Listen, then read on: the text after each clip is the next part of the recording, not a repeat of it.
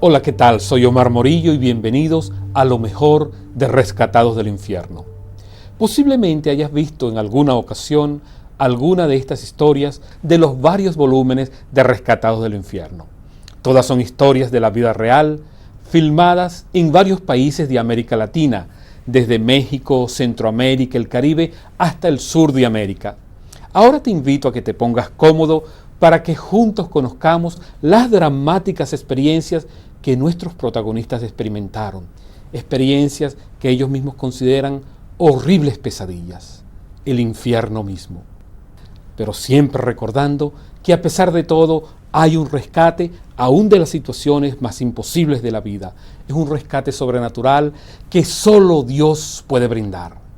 Al final de nuestra presentación estaré de nuevo con ustedes para dejarles algunas reflexiones de interés y presentarles a un amigo muy especial. Así que bienvenido, amigo, amiga, para ustedes lo mejor de Rescatados del Infierno.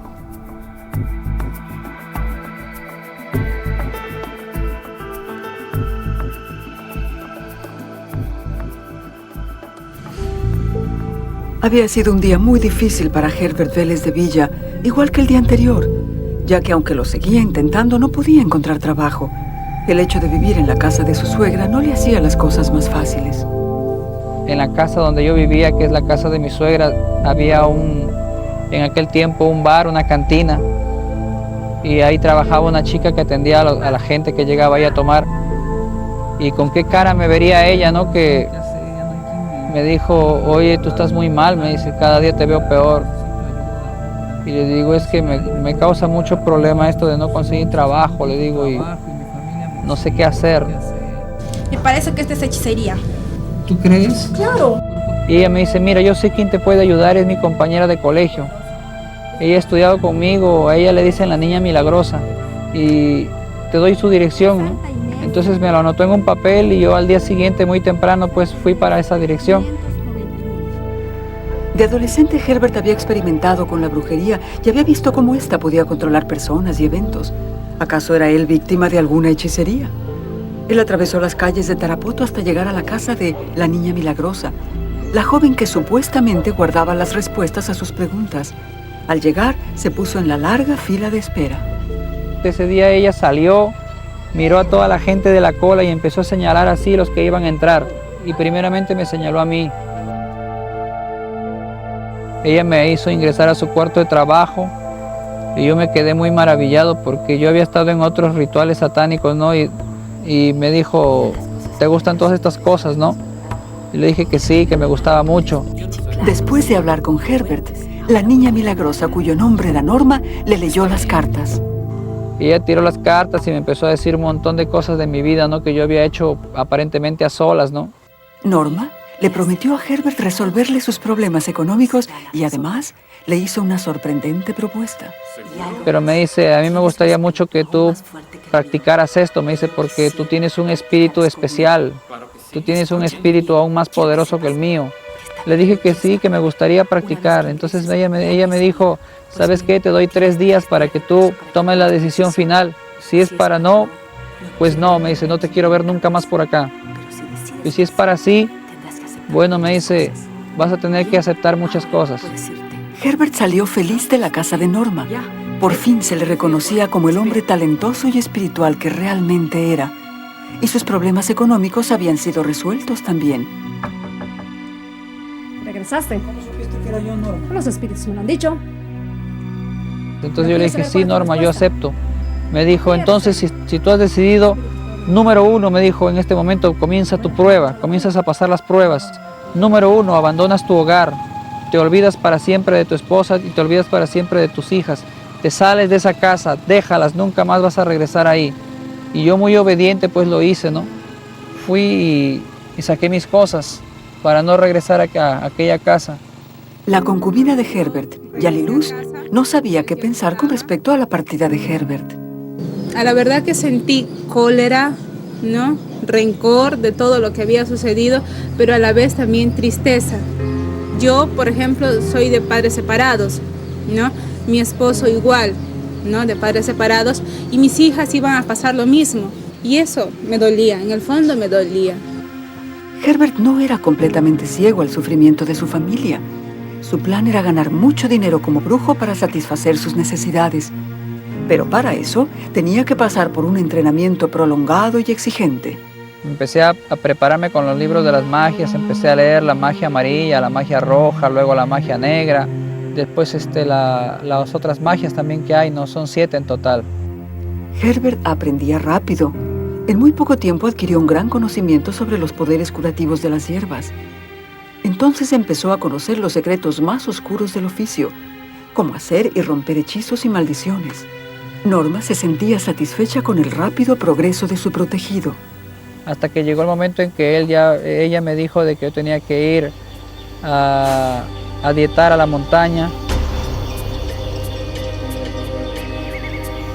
Ese cerro se llama Escalera. Yo me fui a aquel lugar, a una choza ahí donde yo estuve durante el lapso de un mes. Me fui llevando los brebajes que yo iba a tomar, las purgas que yo iba a tomar, y me fui llevando la literatura de las magias. Norma también le dio a Herbert una Biblia, un libro que él jamás había leído. Y yo le dije, ¿para qué llevo esta Biblia? Y ella me dijo, esto es para que te protejas.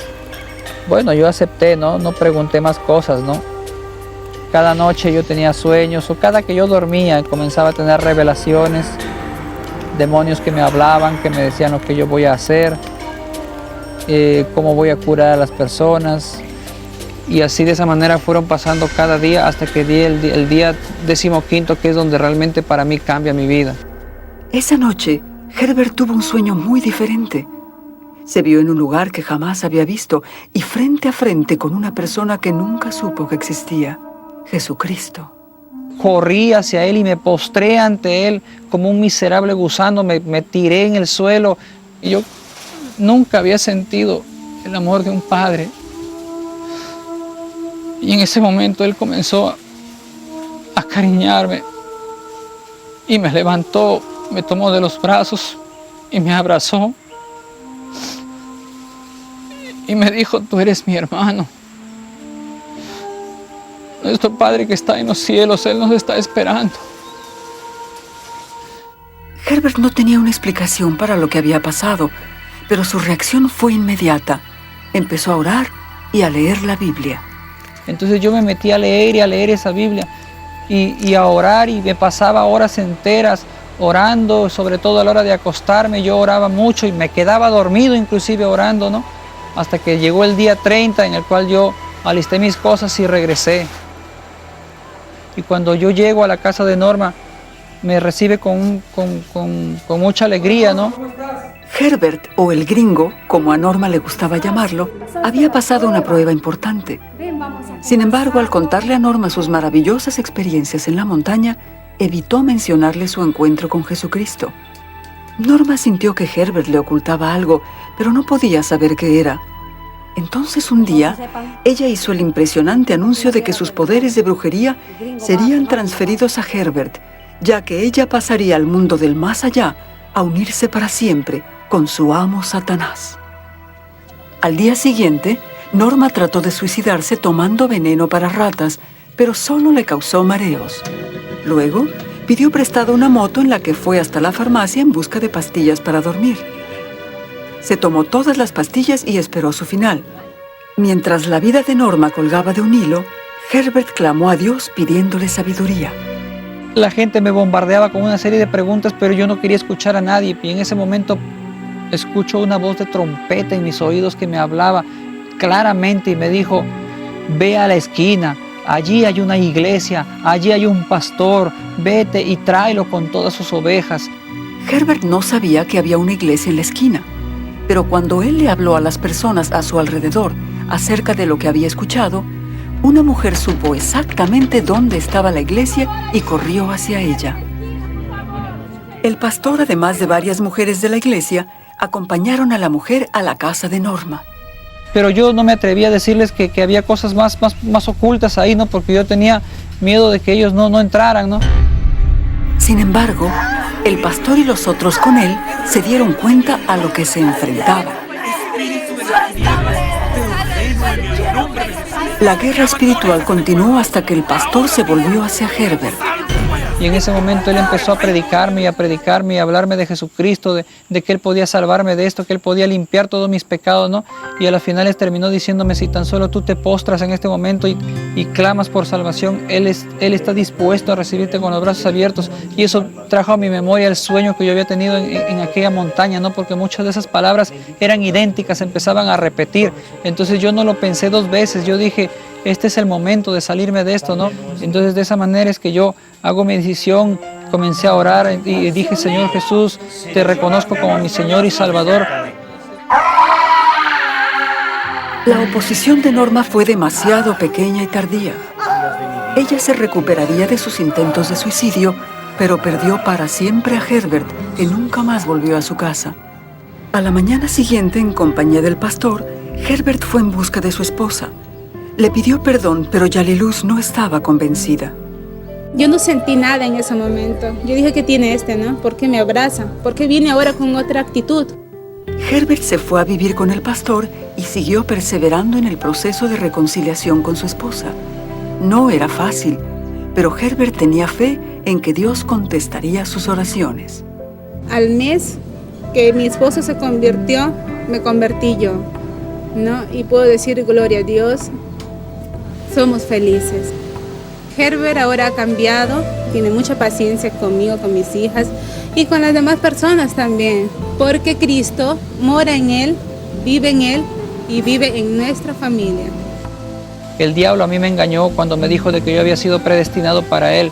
Es una tremenda mentira de Satanás, porque yo he sido predestinado para ser un hijo de Dios y voy a morir como hijo de Dios y yo sé que voy a alcanzar la vida eterna.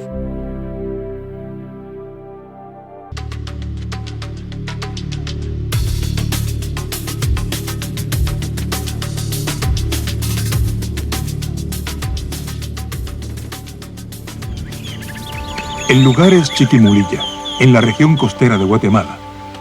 Aquí hombres como Salomón Hernández viven de la tierra que siembran y se atreven a soñar con un futuro mejor para sus hijos. El escogido de la familia Hernández fue Salomón, con el mismo nombre que su padre, el menor de 6 hermanos y una hermana. Por ser el hijo más pequeño de la familia, mis padres dedicaron mucho amor hacia mí. Mis hermanos se preocuparon mucho también. A todos los niños Hernández se les obligó a terminar la escuela primaria, pero el sueño de sus padres para Salomón se extendió hasta la ciudad de Guatemala con un título de contador. Cuando a mí me dijeron, vas a tener la oportunidad de sacar una carrera, yo dije, perito contador, me gusta. Ningún gasto fue visto como un obstáculo. Don Salomón felizmente vendió todo su sembrado de maíz ese año para así poder mandar a su hijo a tan importante escuela. Pero el joven Salomón pronto descubriría que un niño del campo tiene mucho que aprender en la gran ciudad, más de lo que se enseña en la escuela. Sus nuevos amigos pronto le empezarían a enseñar nuevos trucos. Empecé a tomar licor y la verdad me gustó, tal vez no el sabor, sino que el efecto que hacía en mi persona, porque yo miraba que a través del licor ya me podía desenvolver con los capitalinos y eso me dio valor. Pero esta costumbre de beber socialmente adquirió un lado oscuro. Salomón se volvió alcohólico y después de 2 años de luchar una batalla perdida, abandonó sus estudios. A la deriva en la gran ciudad, tuvo varios trabajos para poder mantener su adicción. Más adelante, un rayo de luz apareció en su vida cuando conoció a una joven llamada Leticia. Juntos tuvieron un bebé y regresaron a la casa de Salomón en el pueblo de Chiquimulilla. Aquí, el hijo favorito se convirtió en el borracho del pueblo. Una noche de noviembre, don Salomón fue a la cantina cerca de su casa, donde sabía que encontraría a su descarriado hijo. Ana Luz, la hija de Salomón de 1 año de edad, yacía enferma por varios días ya con neumonía bronquial y su condición estaba empeorando rápidamente. Grande está la nena. ¿La quieren entrar a ver? Pero quiero ver a mi hija. Vaya, pues, ¿Dónde está mi hija? la nena. Quiero ver a mi hija. ¿Dónde está mi hija? Ana Luz, déjeme, quiero ver a mi ¿Cómo es posible, hija? Salomón? No tenés ni gracia por andar de borracho. La nena se nos está muriendo. Tú eres el culpable. No tengo dinero para comprar la medicina. Por favor, ya basta. No aguanto ya esto. Ya no aguanto más, por favor. Perdóname, no. Esta niña murió en los brazos de mi madre. Solo recuerdo que mi mamá pegó un grito y me llamó y me agarró de la cabeza y me dijo: tienes que ser fuerte porque la nena no era para ti, es para Dios. Salomón sabía muy bien que si hubiera utilizado el dinero para comprar medicina para Ana Luz, en lugar de gastarlo en licor, ella todavía estaría viva y quizás totalmente recuperada. El mismo día del funeral, Salomón regresó a la tumba de su hija, prometiéndole que nunca más volvería a tomar. Yo traté de no beber, pero aún así, a pesar que le había prometido a un cuerpo inerte, le había prometido a mi hija que no iba a tomar, volví a beber ese mismo día. Con el tiempo, Salomón regresó a la ciudad de Guatemala con la esperanza de comenzar de alguna forma una nueva vida. Leticia, profundamente resentida, abandonó Chiquimulilla para regresar a la parte norte del país con su familia. Pero un día, para su sorpresa, Salomón se topó con Leticia en un autobús en Guatemala. Ella me abrazó y me dijo: yo estoy trabajando aquí en Guatemala. Me alegra verlo cómo está bien, porque yo no tomaba en ese tiempo. Había dejado de beber. Con la esperanza de un futuro mejor, Salomón y Leticia volvieron a unirse. Su nueva vida les trajo una nueva hija, Vicky. Pero había un problema. Yo empecé a beber, y a beber. Empecé a descuidar nuevamente el hogar. Y bueno, empezó un primo a visitarnos. Luego sucedió lo inesperado. Leticia huyó con el primo de Salomón, llevándose con ella todas sus pertenencias, además de llevarse a la pequeña Vicky. Enfrentando esta nueva tragedia, Salomón se volvió una vez más a los brazos de su viejo compañero. Solo el amor de su hermana Vicky y la paciencia de su esposo Pepe salvaron a Salomón de lo inevitable. Siguió tomando, a llegar al extremo de quedarse tirado, de que el ácido úrico le reventó en sus pies, de que el médico diagnosticó había que hacerle injertos, sacarle de la cadera para poderle injertar en sus pies, en sus piernas, porque le había reventado con llagas. Por años, Vicky y Pepe hicieron todo lo que pudieron para ayudar a Salomón, pero al final no pudieron hacer nada ante su completa adicción a la bebida. Ciertamente el futuro guardaba aún mayores desgracias para Salomón. Era Nochebuena y toda la familia Hernández se había reunido en Chiquimulilla para celebrar. Salomón, sentado a la mesa borracho, tenía ya varios días de estar tomando. Al llegar la medianoche, entre el sonido de los fuegos artificiales y las campanas de la iglesia, la familia Hernández, hijos y nietos, le entregaron sus regalos de Navidad a doña Lucita. Todos, menos Monchito. Tengo que estar ¿Dónde está mi hijo Monchito? Solamente él no me ha venido a dar un abrazo. Solo recuerdo que ¿Dónde está?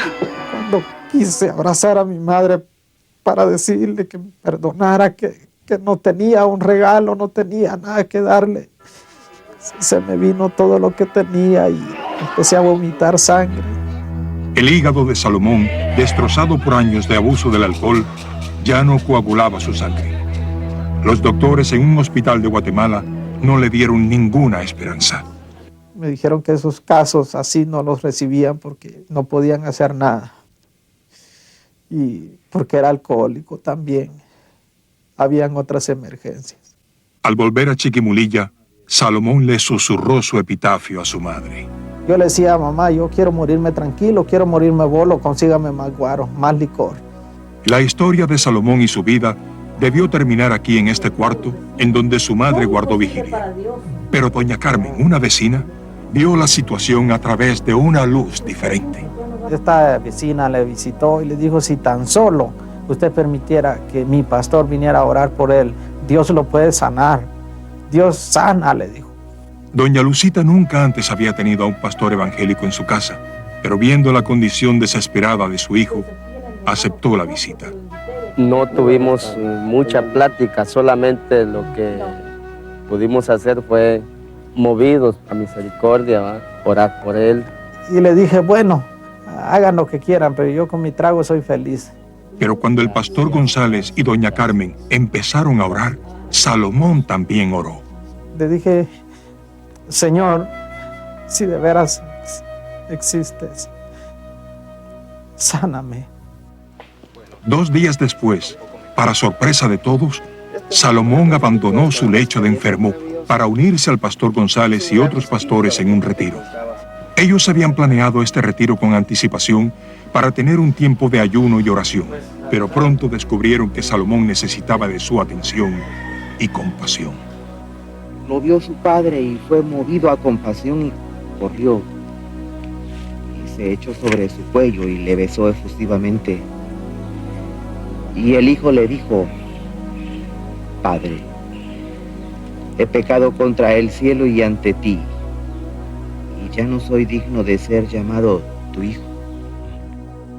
Así como el hijo regresó a su padre y el padre lo recibió gozoso, a pesar de la situación en que iba el hijo, el padre no lo despreció. Así fue Salomón.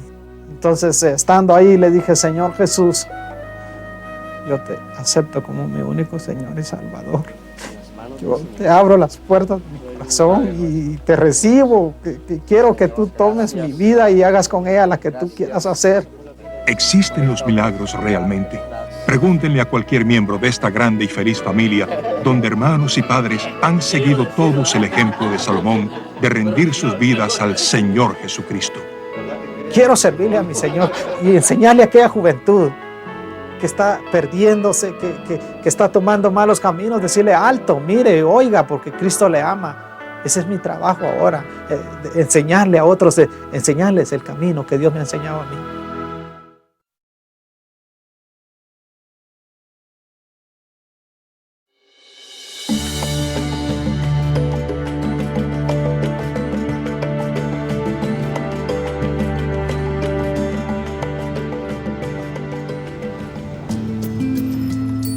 A través de la historia, los hombres han anhelado fama, dinero y poder. Max Leiner no era la excepción. De hecho, a una edad joven, había alcanzado todo lo que su corazón podría desear, aún la cosa más difícil de encontrar, la felicidad. Soy de un padre suizo y madre colombiana. Soy hotelero de profesión. Me desempeño en el ramo de la construcción también. Y en mis actividades como hobby me desempeñé en el automovilismo, en motociclismo y en kart, en las cuales fui campeón en todas las especialidades por varios años. A la edad de 17 años, Max ganó la prestigiosa carrera 500 millas de Colombia. Recorrió todo el país en 9 horas, 18 minutos, estableciendo un récord todavía vigente. Con el pasar de los años, este hobby llevó a Max a convertirse en un personaje célebre en su país. En el ambiente en que yo me movía, que era de carreras, siempre hay fama, hay mujeres muy hermosas siempre alrededor, pero a pesar de todo eso y de tener muchísimas novias y amigas, nunca quise o pude casarme, porque cada vez que me quería casar, yo salía, o me hablaban de algo serio, yo salía corriendo. Por años, Max logró escapar, según él, de la trampa de formar compromisos serios, hasta que un día el conquistador fue conquistado por una doncella llamada Gloria Carrasquilla. Aparte de que físicamente era muy bella, interiormente también era muy especial. Era una persona que tenía sensibilidad, tenía algo por dentro. Inclusive yo me llegué a burlar de ella porque ella le silbaba y llamaba a los pajaritos y los pajaritos venían donde ella. Un prometedor y feliz futuro se veía en su horizonte. Pero a los 3 meses de casados, después de una operación rutinaria, Gloria se infectó con una septicemia. Es una infección contagiosa muy, muy delicada y en 3 días se la llevó. Y yo no sabría expresarte tanto dolor que tuve que yo lloraba por nada. Y me aislé totalmente del mundo y me fui a vivir en una casa en la compañía de un perro y un caballo. Posteriormente, Max volvió al mundo deportivo y siguió ganando carreras. Fue en ese entonces que conoció a Margarita Cuartas, llevando ya 7 años de viudo. Me gustaba mucho estar en su casa. Yo mi infancia la pasé toda en la finca y él tenía muchos animales, entonces era rico. Yo iba y había caballos, perros, vacas, estábamos al aire libre, hacíamos asados, era rico. Nos sentíamos muy bien estando juntos. Me acompañaba, hacíamos paseos por los alrededores pues, de las fincas y pues obviamente era algo con lo que a mí me iba a conquistar muchísimo. Yo terminaba ya mi universidad, entonces dijimos, bueno, casémonos. No había realmente que hacer muchos arreglos, pues él tenía su casa. Yo terminaba ya mi universidad, prácticamente tenía que ir a sacar mi ropa y cambiarla de sitio. 2 niños nacieron al poco tiempo. Primero Andrea y 15 meses después Jean-Paul. Todo aparentaba estar bien en el nuevo hogar, pero en realidad no era así. La verdad era que Max no se había recuperado todavía de la pérdida de su primer amor. Yo le pregunté qué era lo que le pasaba a él, porque él se sentía tan incómodo en la relación conmigo, que si era que él no me quería. Pero entonces yo le dije que me dijera la verdad, que no. Entonces él me dijo pues que no, que era que él no me quería. Entonces yo pues yo decía, pero ¿para qué pregunté? Yo siempre me sentía como si hubiera un cristal en medio de los dos, que yo lo veía a él, él me veía a mí, pero los dos realmente nunca nos podíamos tocar. Margarita no se daría por vencida fácilmente. Además de cuidar a los niños, se desempeñó en la equitación y el arte. Igual que Max con sus carreras, Margarita llegó a ser una campeona nacional de equitación. Sin embargo, los trofeos y los aplausos no pudieron llenar el gran vacío en su ser. Después, como a los 2 años, pues otra vez la misma pregunta y otra vez la misma respuesta. Entonces yo dije, bueno, ¿ahorita qué hago? Pues. La búsqueda de Margarita por amor y aceptación la introdujo a nuevos círculos y nuevos amigos. Se fueron abriendo puertas que ya no era solamente que no me importara la relación, sino que ya uno tenía otras relaciones fuera de su hogar, en su casa, cosas que empezaban a llenar más la vida de uno. Y yo lo único que quería era no estar en mi hogar y no estar en la casa. Después de amenazas de secuestro por la guerrilla colombiana, los Leiner se fueron por un tiempo al Ecuador, donde vivieron en una casa lujosa que Max había arrendado. Era un lugar hermoso y tranquilo, pero aún allí, la turbulenta pareja no podía encontrar la paz. Hasta que un día llegamos a discutir tan fuerte y desesperados que ella me dijo que se regresaba a Colombia. Y la verdad mi corazón se llenó de odio, de resentimiento, me sentí utilizado y ya no quería nada más con mi pareja, con mi señora. Es más, no quería ver a nadie. Yo también decidí más bien venirme a Bogotá de nuevo, pero a divorciarme. Tomé un avión en Quito que me llevó a Bogotá, me bajé del avión y decidí pasar por el almacén de cualquier almacén a comprar unas cerámicas para poder hacer un baño y una alcoba en una casita que estaba haciendo un chalet en la montaña y poderme retirar de todo otra vez. Mientras el gerente del negocio, Fernando, preparaba el pedido de Max, observó que este prestó atención a un folleto que decía Hombres de Valor. Y yo dije, ¿y eso qué es? Y este señor me dijo, de pronto te interesa, es un congreso que vienen unos pastores. Y yo para mí me dije, ¿pastores de qué? ¿Serán de ovejas? ¿De qué me está hablando? Y él me dijo, no, son pastores que van a hablar la palabra. Y le dije, ¿la palabra de qué? Me dijo, la Biblia. Y entonces ya cuando me dijo la Biblia, pues me llamó la atención y sin pensarlo, yo sé que fue sin pensarlo, yo cogí la invitación y la boté encima del escritorio y le dije, sí, me interesa.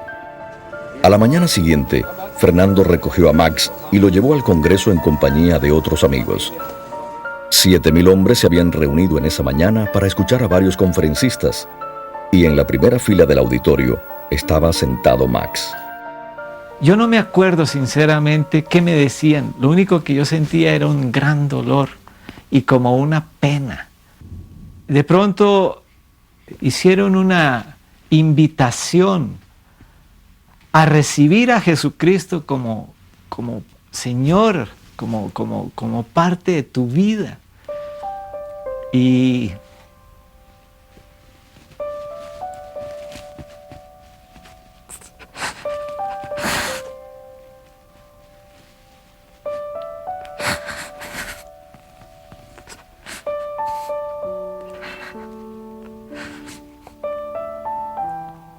yo no sé por qué, pero fui el primero que salí corriendo delante. Y yo dije, te necesito, toma el control de mi vida.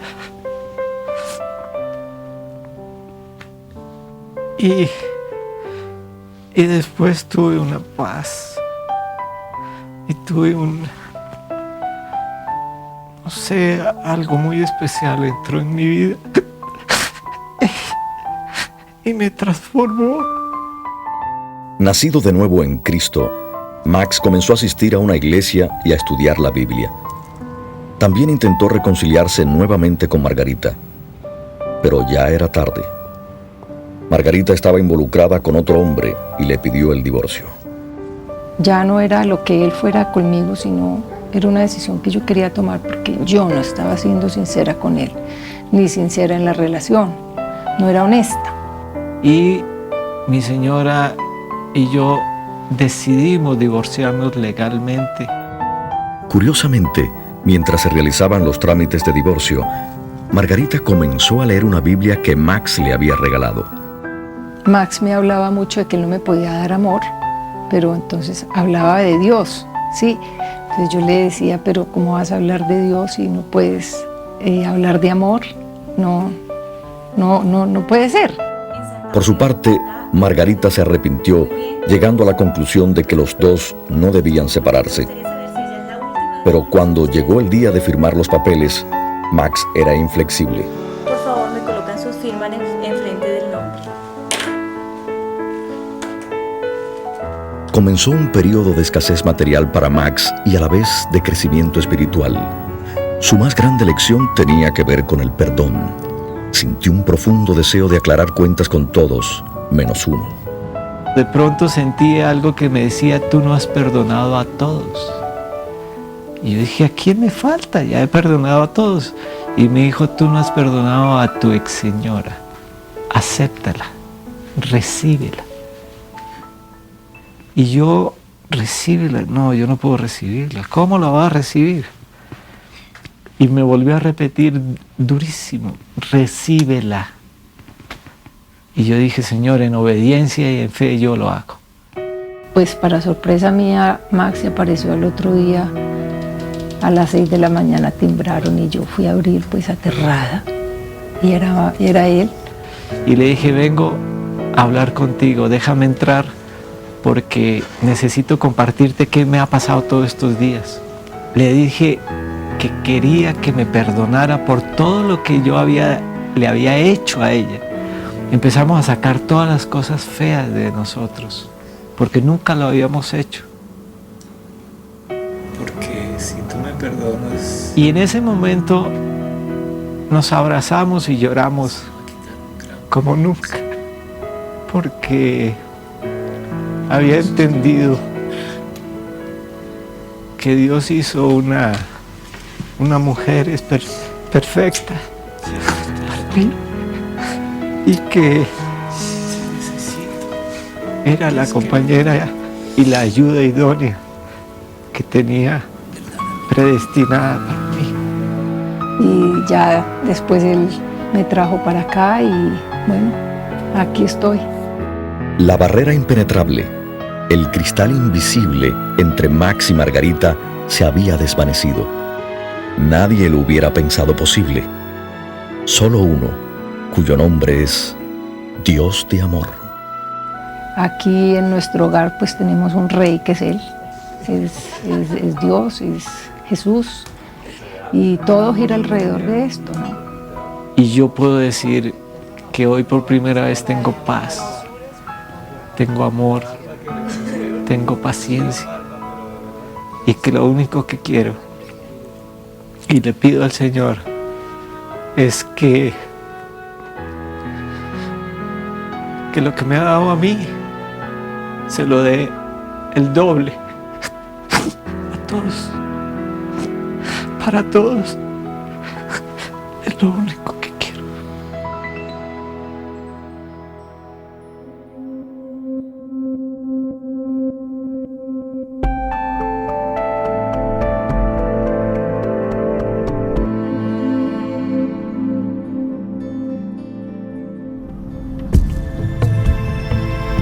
Como muchas grandes ciudades del mundo, la Ciudad de México tiene un lado oscuro. Son zonas en donde familias enteras luchan por sobrevivir de aquello que otros desechan y donde tristemente también niños abandonados luchan por conseguir su sustento. Un montón, ¿verdad? Aquí habían un montón. Rosilia Guerra era uno de estos niños. Pues estuvimos viviendo en vía pública. No fue muy fácil nuestra vida porque recuerdo de que mis hermanitos comenzaron a andar en la calle. Estábamos muy llenos de piojos en la cabeza, en el cuerpo. Nos rascábamos, estábamos todos llagados. Y mi hermanita, la más chiquita, tenía 4 años. Pero el instinto por sobrevivir es fuerte. Y Rosilia fue una luchadora. Tengo que ayudar a mis hermanitos, tengo que ayudar a mis hermanitos. Y entonces comencé a robar mucho. Comencé a robar más y más. Y a los 13 años caí en una prisión. Aunque era menor, Rosilia era encarcelada con prisioneras adultas. Y cada uno que estaba allí me enseñó. Y entonces yo cuando salí de ahí, pues yo ya sabía como más o menos, como decimos, ¿no? Atracar a la gente. Y me fui. Y comencé a practicar lo que había aprendido en la prisión. Dentro y fuera de prisión se convirtió la vida de Rosilia. Ella tuvo su primer hijo a los 16 años y para cuando tenía 28 ya se había convertido en una ladrona profesional. Yo, como siempre había carecido de ropa y de vestidos, abría los closets y me medía un vestido y se me venía el vestido todos, las gabardinas, todo, ¿no? Entonces, si me venía el zapato, me llevaba todos los zapatos. Rosilia se justificaba diciendo que robaba para sus hijos, para darles a ellos las cosas que nunca tuvo. Pero realmente mis hijos no necesitaban eso, no necesitaban cosas materiales. Los niños lo que necesitaban es a la mamá, es el afecto de la mamá. El afecto maternal fue la única cosa que Rosilia no les podía dar. Tomé medicamento psiquiátrico, traía el vicio de la droga, me convertí en una alcohólica y siempre como mujer fui de fracaso en fracaso. Y las caídas en la prisión aumentaron y caigo a cárcel de mujeres por segunda vez. Y ahí es cuando se me hace una sentencia de 8 años de prisión. Yo nomás estaba pensando, hasta aquí llegué y aquí voy a morir. Hasta aquí llegué y aquí voy a morir.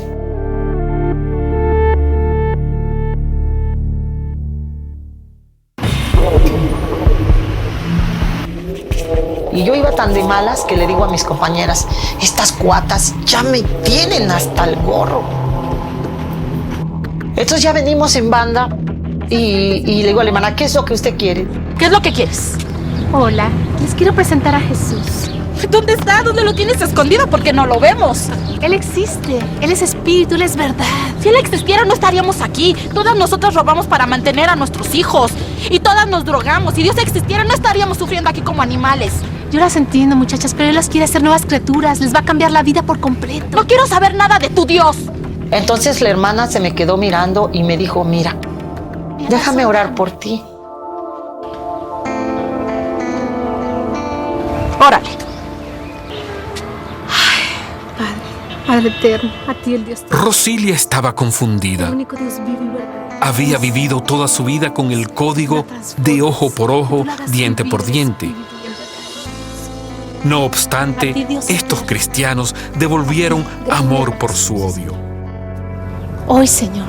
En unas pocas semanas, sin embargo, los 4 hijos pequeños de Rosilia fueron apartados de ella por los servicios sociales. Voy a la oficina del jefe de trabajo social. ¿Quién eres tú? Y sin pensarlo yo me le voy encima y comienzo a golpear algo. ¡Auxilio! Rosilia fue llevada en custodia y encerrada en el apando, la parte más baja de la prisión, un lugar de espanto y terror. Estoy presa abajo de la tierra, en el subterráneo. Y entonces yo le comencé a gritar a Dios. Y yo le comencé a decir, Dios, ¿a dónde estás? ¿A dónde estás, Dios? ¿A dónde estás? Si tú de veras estás vivo, ¿por qué no vienes y me sacas de este lugar y me salvas de este castigo? Y en medio de mis gritos, comencé a escuchar una voz que me dijo, ya no grites. Dios no está vivo. Y si Dios vive, está en el cielo y tú estás aquí sobre la tierra. Dios nunca va a venir a una persona como tú, porque tú le has hecho mucho daño a la gente, a la humanidad, a tus hijos. Tú eres una ladrona, tú eres una prostituta, una alcohólica, una drogadicta, una mujer perdida.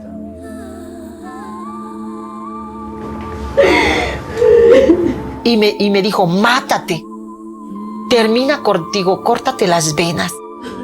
Y yo le grité y le dije, ¿con qué? ¿Con qué? Los ojos de Rosilia se posaron en el foco de luz de la celda.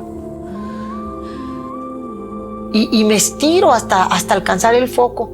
Y cuando yo hice mis 2 manos así para tomar el foco, yo escuché una voz a mis espaldas que me dijo, una voz dulce, una voz serena, una voz con mucha paciencia que me dijo, no, no lo hagas.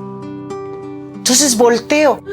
Y cuando yo volteo, en medio de la celda se aparece Jesucristo con todos mis hijos abrazados. Como cuando el maestro se va a tomar una foto y tiene a todos los niños.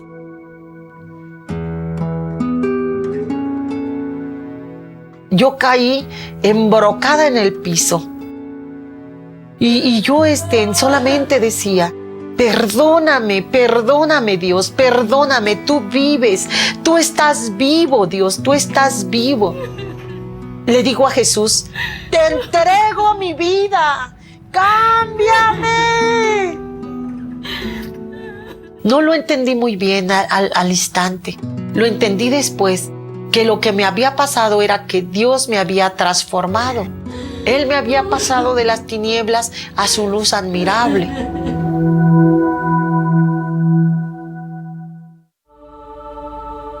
Rosilia pasó otro año de su sentencia sin incidentes y consiguió la libertad por buena conducta. Su oración más importante fue respondida cuando se reunió con sus hijos y pudo ser la madre que siempre quiso ser. Como creyente de Jesucristo, también pasó muchas horas orando, buscando la voluntad de Dios para su vida. Fue cuando me dijo el Señor, quiero una casa hogar. Entonces yo le dije a Dios, Dios, no puedo hacer eso, soy tan pobre, no tengo dinero, tengo muchos hijos, yo no tengo idea cómo traer un niño y mantenerlo y cómo hacer unas grandes cazueladas de comida, no las tengo.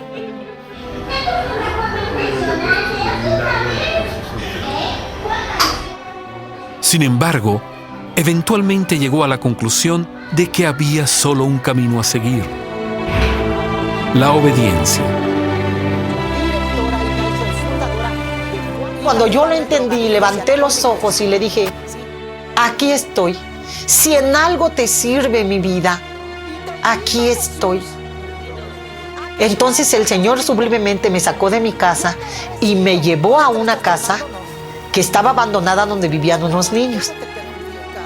Yo andaba buscando niños bonitos, pero Dios me ponía niños visquitos, niños con defectos físicos y mentales, niños que se convulsionaban en la puerta de los bares, niños que se hacían popó, todos apestosos.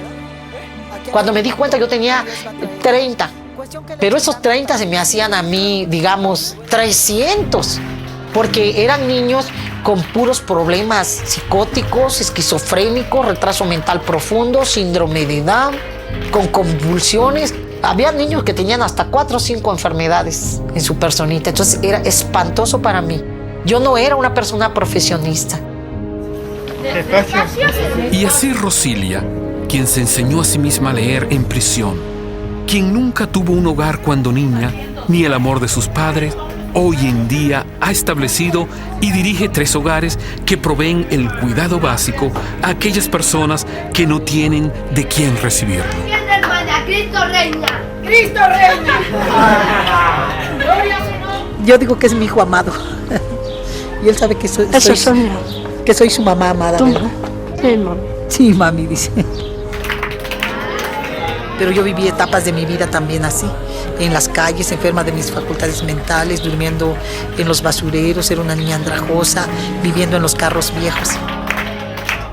Y Dios me volteó la tortilla, ahora me salvó, me restauró, me cambió y me puso a trabajar con ellos también. Para la gloria de Él. Hola, Rogelio. Dales un saludo, mi amor.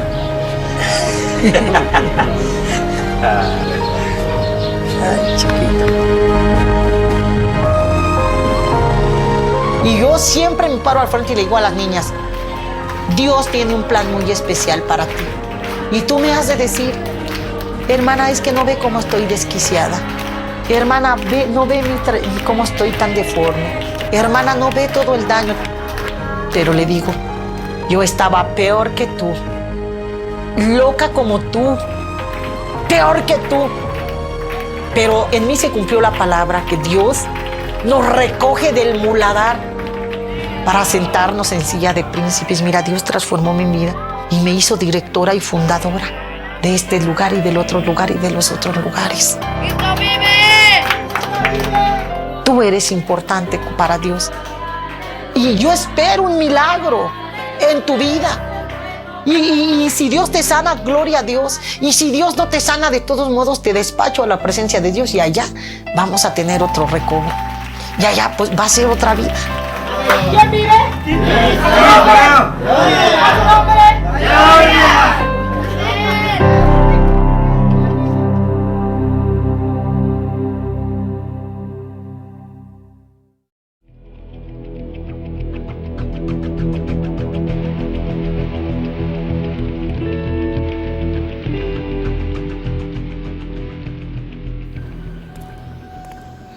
Él era un muchacho de escuela de solo 11 años de edad, pero había algo que los separaba del resto de sus amigos. Fernando Solares tenía asma y él pensaba que nunca viviría una vida normal. Pero un día, cuando regresaba de la escuela, sintió la urgencia de entrar a una iglesia y orar.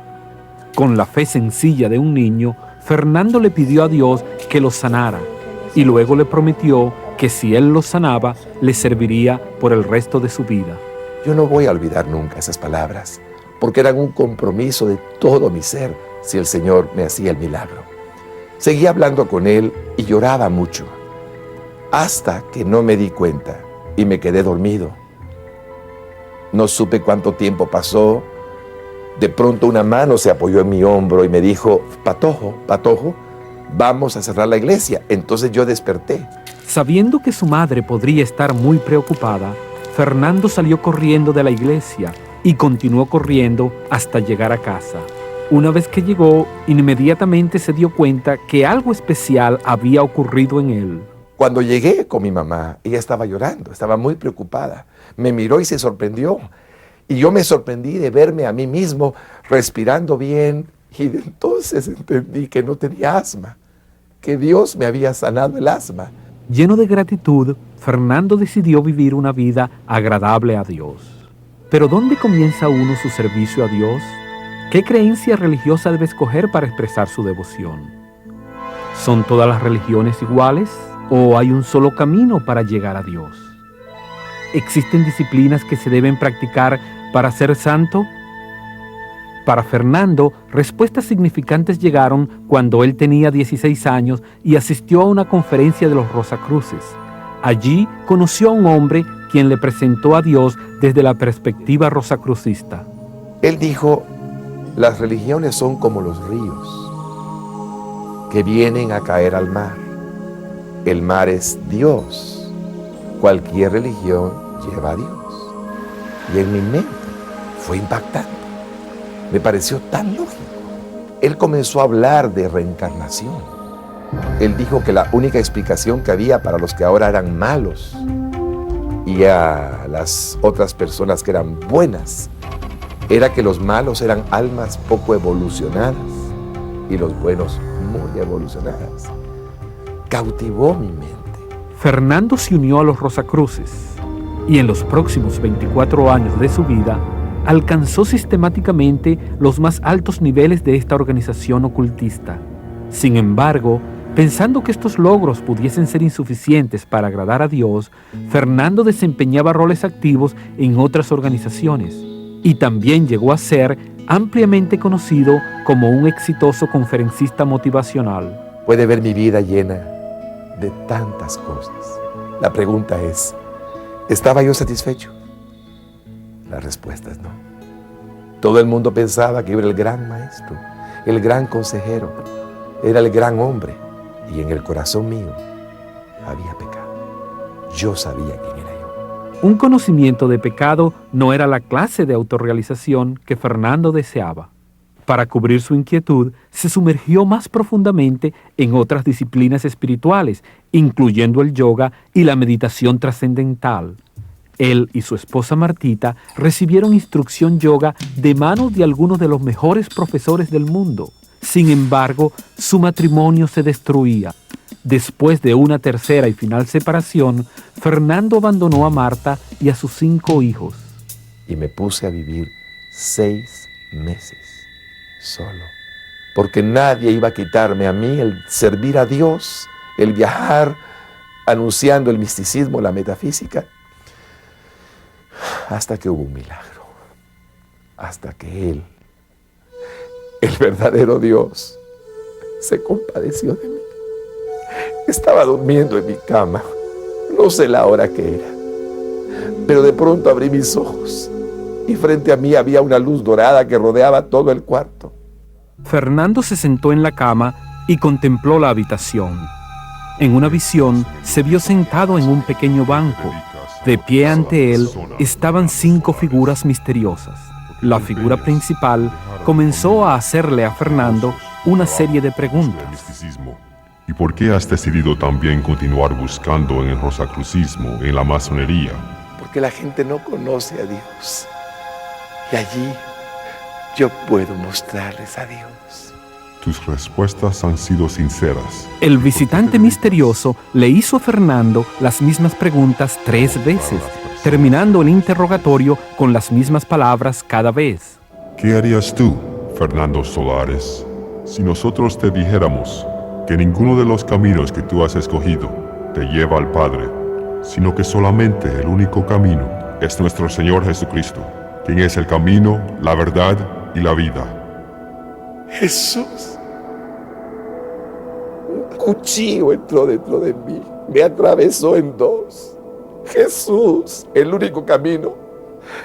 Todas mis ideas se me quitaron, se me cayeron. Buda, Zoroastro, Mahoma, Mahabulá, Lao Tse, todos al suelo.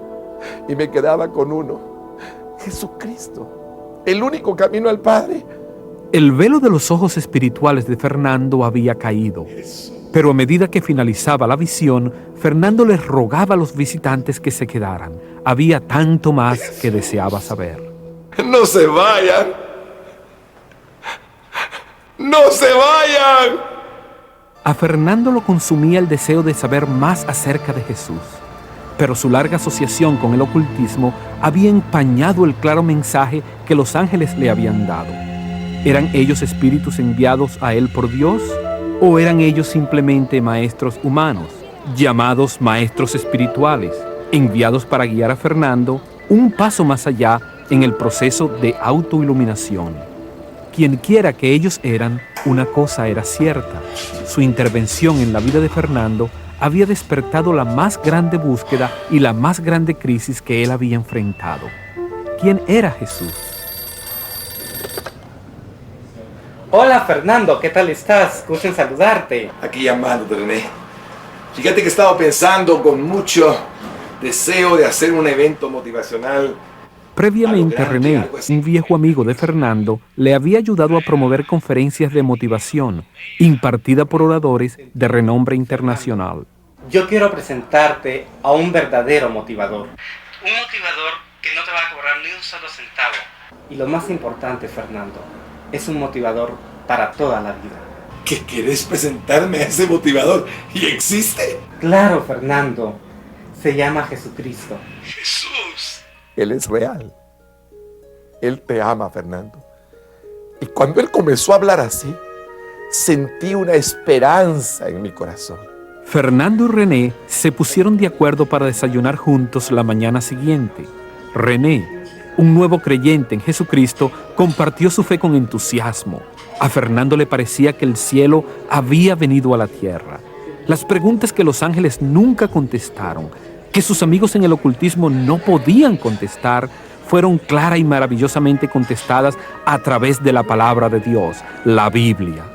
Esa noche, Fernando asistió a un servicio de la iglesia con René y dio su vida a Cristo. Y dije: Jesús, perdóname, Señor. Ahora comprendo que tú eres Dios. Después de su conversión, Fernando renunció a todos los lazos del ocultismo y fue bautizado en agua. Hoy, él es un hombre nuevo en Cristo. Él y su familia comparten una fe común en un hogar restaurado. Llevo en este momento 9 años de convertido. Llevo en este momento suficientes años ya para decirles que en esos 24 años nunca alcancé nada. Que en un solo día, en un solo momento, cuando Él entró a mi corazón, me dio lo que yo buscaba.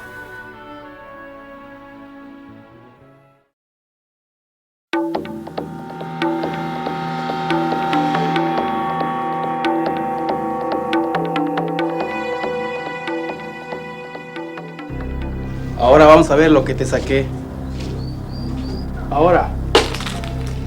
Brujería en México. Santería en las islas del Caribe. Neopaganismo en los Estados Unidos y en Europa. En cualquier forma que se exprese, todas estas prácticas tienen una raíz común: el satanismo, la adoración a Satanás. Para José Andrade, oriundo de El Salvador, el satanismo significaba algo más que todo lo demás. Significaba poder. Poder para controlar, poder para dirigir, poder para vengarse. Sin embargo, su aceptación en la escuela de Satanás no dependía de su propio entusiasmo, ni tampoco de la decisión de su maestro. Según el ritual, el primer requisito para José era escribirle una carta al mismo Satanás, detallando las razones por las que él quería unirse a esa escuela. La solicitud contiene 3 espacios en blanco, que se espera estén llenos si uno ha sido aceptado. José dejó la carta en un lugar aislado, en un lugar que nadie conocía. 7 días después, regresó. Mi sorpresa fue cuando extendí aquella hoja de papel y me di cuenta que los 3 espacios estaban llenos. Dijo el profesor, bienvenido a la escuela. Eres uno de los aprobados. Uno de los aprobados. Así empezó la peligrosa jornada de José Andrade, un oscuro descenso hacia los 7 niveles del satanismo y más allá. El nivel 2, no se puede continuar el proceso sistemático de enseñanza a no ser que el individuo haya pactado con Satanás. Como parte del proceso, José y los otros estudiantes se aferraron a la lista de promesas, un libro de ocultismo en el que Satanás jura eterna fidelidad a sus discípulos. Nuestro libro dice: ¿estaré yo solo alguna vez en la vida? Nunca. Yo, Satanás, te desampararé y te dejaré solo. Estamos todos ante la presencia de Satanás. Cerremos los ojos. Satanás está aquí. Había llegado el momento. Satanás les demandaba ahora un juramento de lealtad que José hizo con gusto. Yo me sentí orgulloso de ser pactado con Satanás. Dentro del nivel 3, el estudiante tiene que hacer un ceremonial, un ritual demoníaco. Y este ritual es necesario hacerlo en un cementerio. Pero algo le molestaba a José. Un pequeño detalle de la ceremonia parecía poner en duda la invencibilidad del poder de Satanás. Dice el manual de ocultismos que para el ceremonial de 7 noches en medio de 4 cruces en el cementerio hay que investigar. Hay que estar completamente seguro, 100% convencido, que bajo ninguna de las 4 cruces seleccionadas para el ritual esté sepultado el cadáver de un evangélico protestante. Queriendo saber el porqué, José cuestionó a su maestro. Apégate a las enseñanzas. No me es dado responderte. En 7 noches consecutivas, José completó el ritual, pero había algo más. 3 días después de ese ceremonial, el estudiante busca a un amigo más íntimo que tenga y deben de ir a un lugar solitario. Y dice el manual que de 3 metros de distancia el amigo ha de dispararle todos los proyectiles de un revólver al pecho del estudiante. José le confió su vida a su medio hermano, quien era menor que él. Pero este adolescente, por miedo a matarlo, rehusó obedecer. José le explicó luego que si el ritual era ejecutado siguiendo cada detalle, el poder satánico lo protegería de los disparos. Y había un detalle más en el ritual demoníaco. Pero si el amigo, una vez concientizado, no quiere cumplir con el requisito, uno debe de quitarle la vida y tomarse toda la sangre de él, no menos de 21 tragos.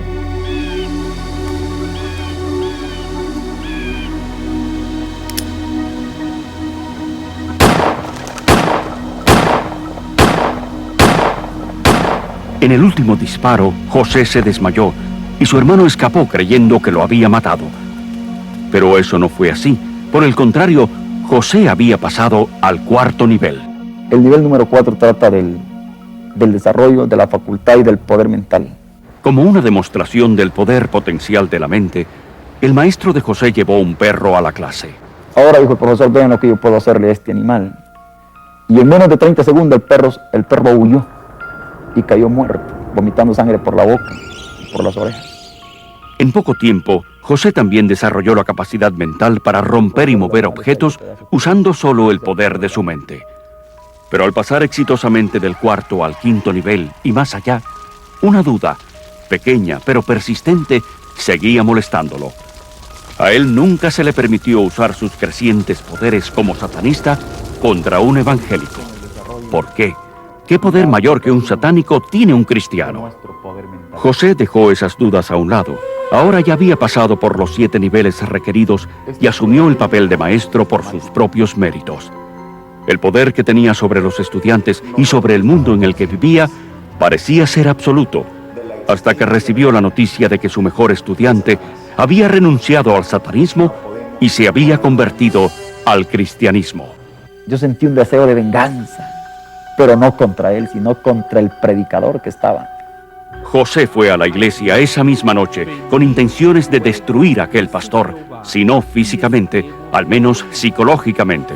Lo extraño fue que yo apliqué contra él y aquel hombre seguía con toda autoridad leyendo. No había ni la menor perturbación en él. Yo apliqué la segunda vez, me puse en pie y aún de pie hice el 3er intento contra el predicador.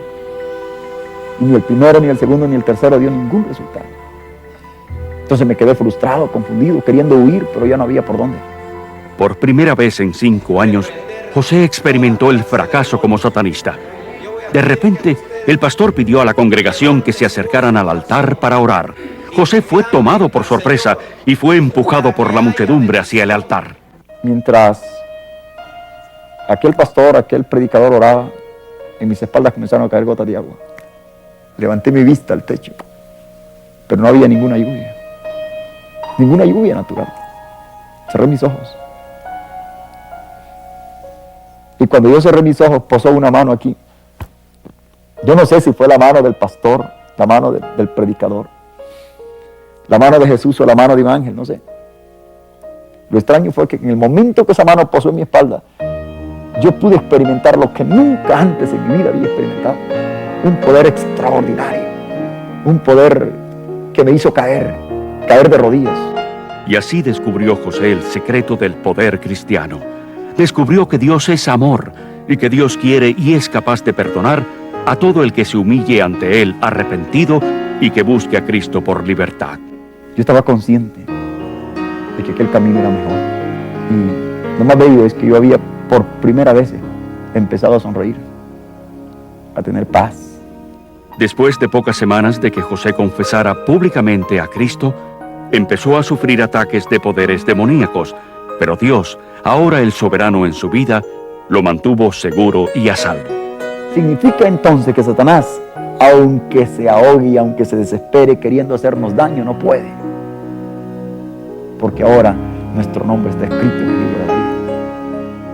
Y nuestra vida está protegida en la sangre de Jesús y con el sello del Espíritu Santo.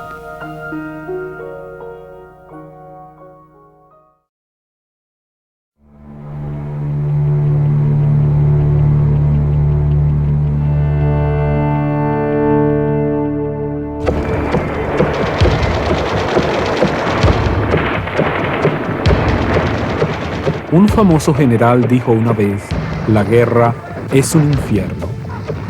Eduardo Sandoval y Salvador Guzmán pueden hablar basados en sus propias experiencias. Para nosotros nuestro gobierno era un gobierno fascista, ¿verdad? Y que había que cambiarlo a fuerza de balas. Y que íbamos a tomarnos el poder a base de una insurrección armada, popular. Nuestra guerra era una guerra popular prolongada. Y que cada día esto tenía que tomar más auge, ¿verdad? Porque la injusticia social que había en mi patria era provocada por los ricos, opresores, ¿verdad? Para nosotros el capitalismo era un sistema monetario que había que aniquilarlo. Al igual que muchos otros reclutados por el ejército guerrillero en El Salvador, la atracción de Eduardo por la filosofía comunista comenzó durante sus días de estudiante. Su infeliz vida en el hogar hacía que la revolución pareciese como algo más razonable. Tener problemas, ¿verdad?, de conducta, era un chico rebelde, un tipo que nunca pude sacar buenas notas, un mal estudiante. Yo creo que se debía a que realmente era una persona lastimada emocionalmente, ¿verdad?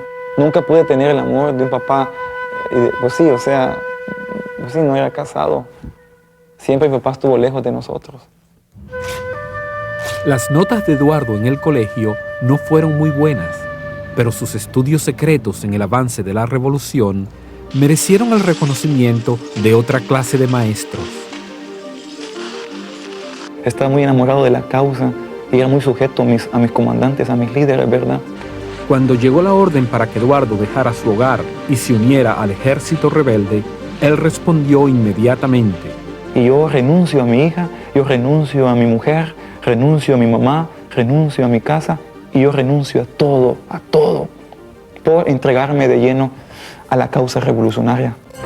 Sin embargo, como en todo conflicto, la guerra civil en El Salvador tenía dos lados. Y aquellos que creían en una causa diferente eran igualmente determinados, hombres como Salvador Guzmán.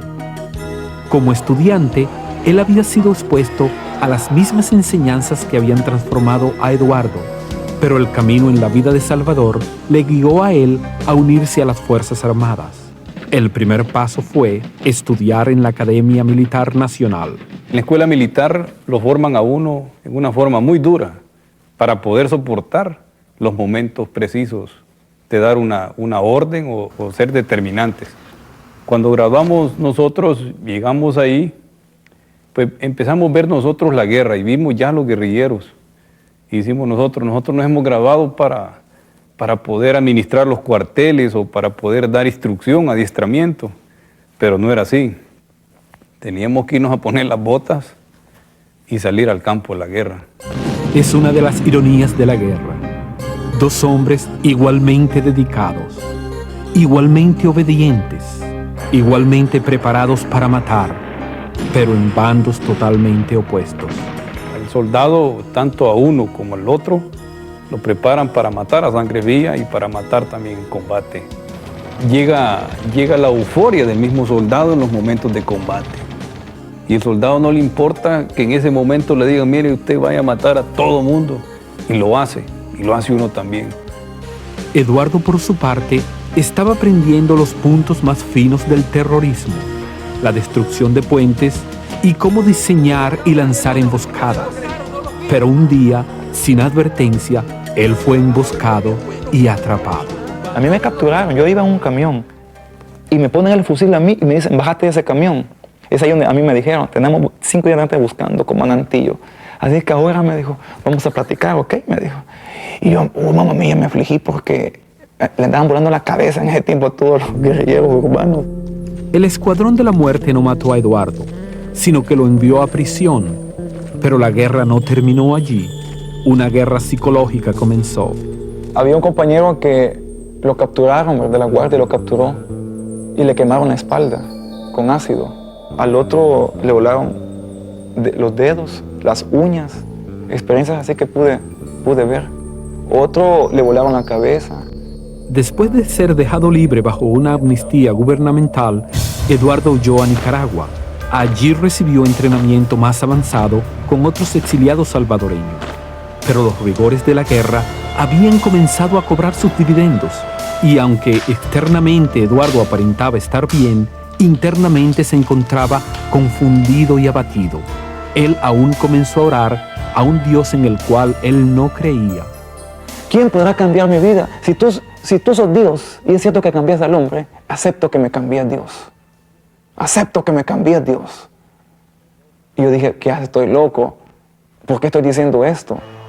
Eduardo regresó a El Salvador. Venía abatido, venía afligido. Yo tenía miedo que me fueran a capturar de nuevo. Para mí todo el mundo era contrario a mí. Hasta los animales le tenían miedo. De hecho, una persona había notado la presencia de Eduardo y un día lo confrontó abruptamente en una cafetería local. Y él me dijo, Cristo te ama. Te invito. ¿A dónde? A la iglesia. El visitante que sorprendió a Eduardo era precisamente el pastor de una iglesia local. Y ese día me dice el pastor, me voy. Solo te digo una cosa, Jesús te ama, búscalo. Y se fue. Esas palabras se hicieron un choque en mi mente. Cristo te ama, pedirle perdón. Cristo te ama, te ama. Cristo te ama. Las mismas palabras sonaron igual de extrañas cuando alguien se las pronunció a Salvador Guzmán. Y siempre él pues me decía, bueno, yo quisiera de que tú conocieras a Cristo. No fue un pastor quien se comunicó en esta forma con el capitán Guzmán, sino otro oficial, su mejor amigo.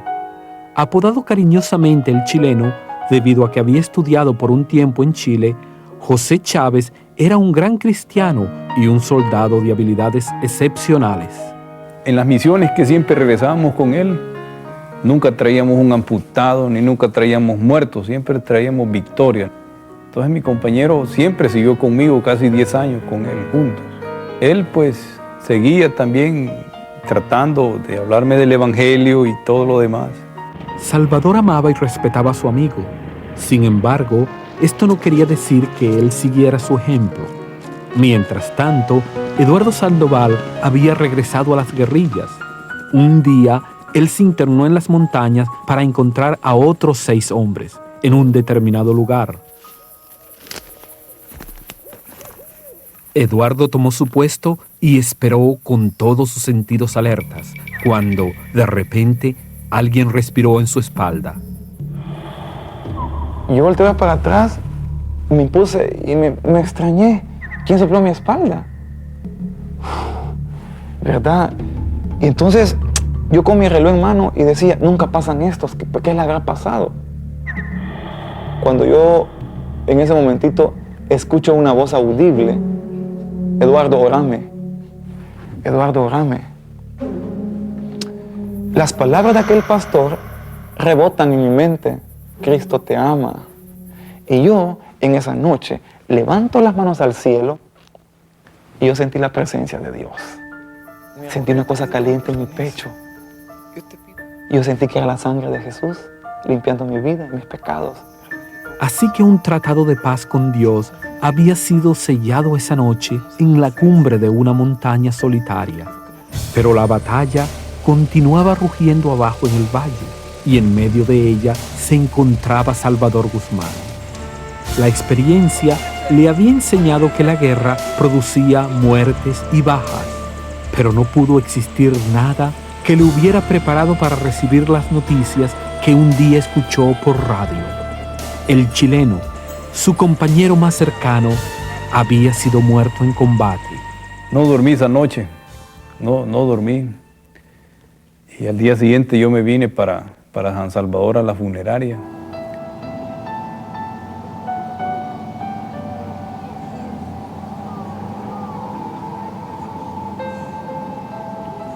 Seguía yo llorando, quebrantado, a mi compañero.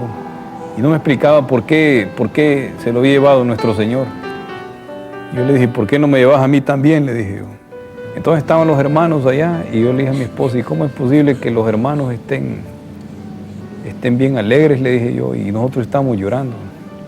Salvador no podía entender cómo los cristianos de la iglesia del capitán Chávez podían cantar y dar gracias en aquel momento. Aún su esposa tenía una paz sobrenatural.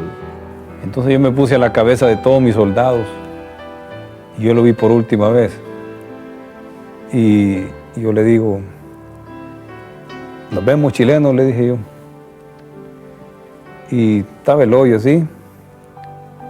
Yo le prometí a Dios ese día,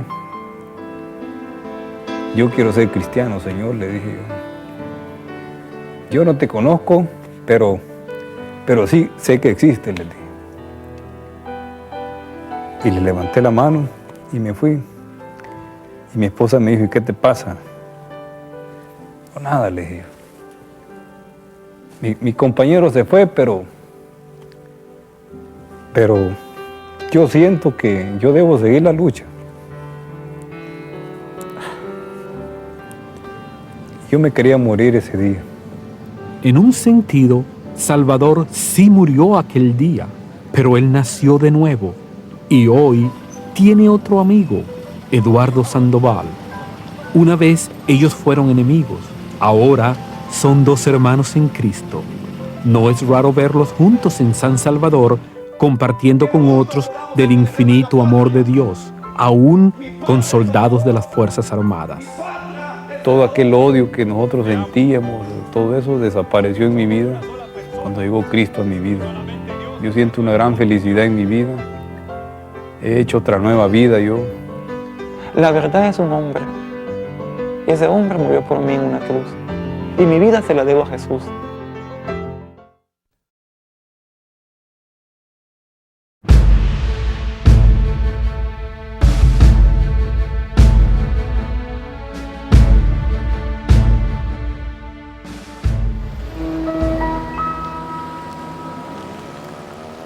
El día de trabajo termina y Abelino Guzmán regresa a su casa en las afueras de la ciudad de Guatemala.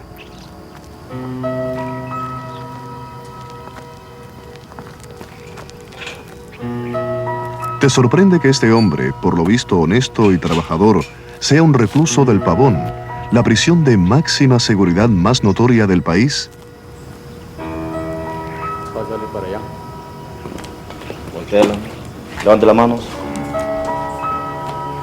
¿Y por qué a él, un prisionero, se le permite trabajar en un banco durante el día y entrar y salir sin un guardia?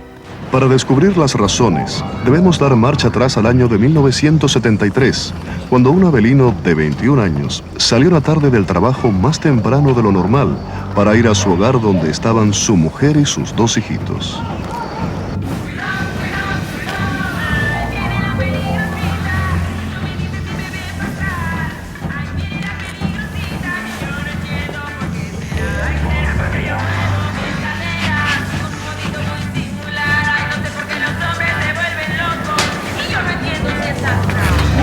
¡Largo! ¡Paco! ¡Sin vergüenza! ¡Que te largues, te dije! ¡No! ¡Lárgate! Y toma inmediatamente unos leños que estaban allá en aquel rincón de la casa y se apodera, se va contra mí y luego le da unos leños a él para que me ataquen. Pero Avelino acertó primero, usando el machete del otro hombre. Él regresa y dice estas palabras: vas a tener que matarme a mí también, porque yo la amo. Mátame a mí también, pues. Mátame. Yo la amo. La amo. La amo.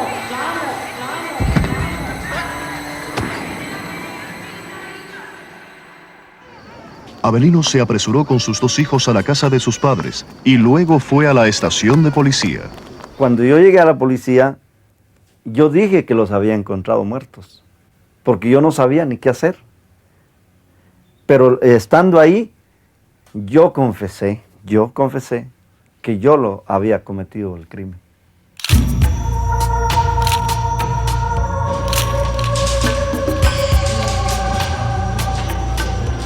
Mano izquierda, por favor. Aquí no se llora por mamá, aquí no se llora por papá, aquí no se piensa en hijos, aquí no se piensa en Dios. ¿Puede firmarlo, no? Aquí nada. No puede firmar ahí.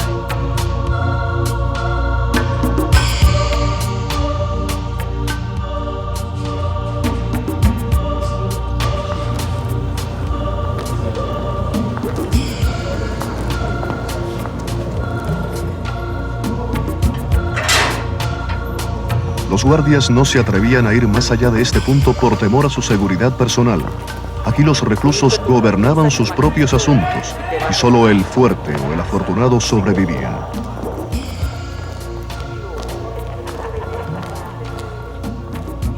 En su primer día, Avelino presenció la muerte de otro recluso que fue asesinado en la celda adyacente.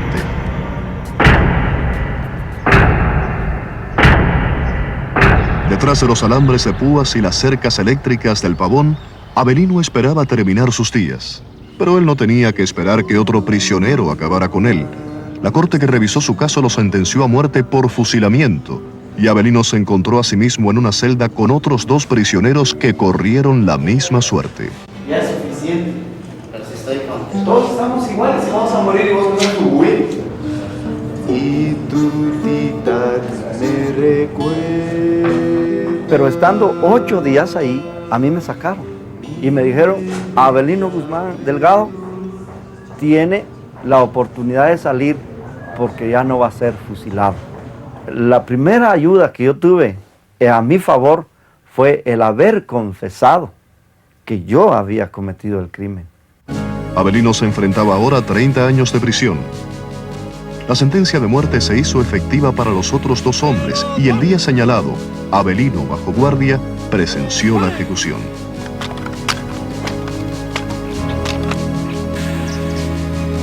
¡Apunten!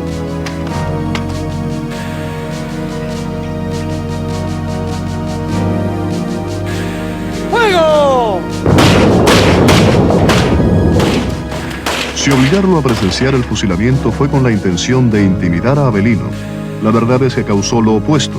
Con una sentencia de 30 años sobre sus hombros y sin una razón para vivir, Avelino, a través de trampas y violencia, se convirtió en el cabecilla de una banda grande de reclusos que controlaban el tráfico de drogas en la prisión.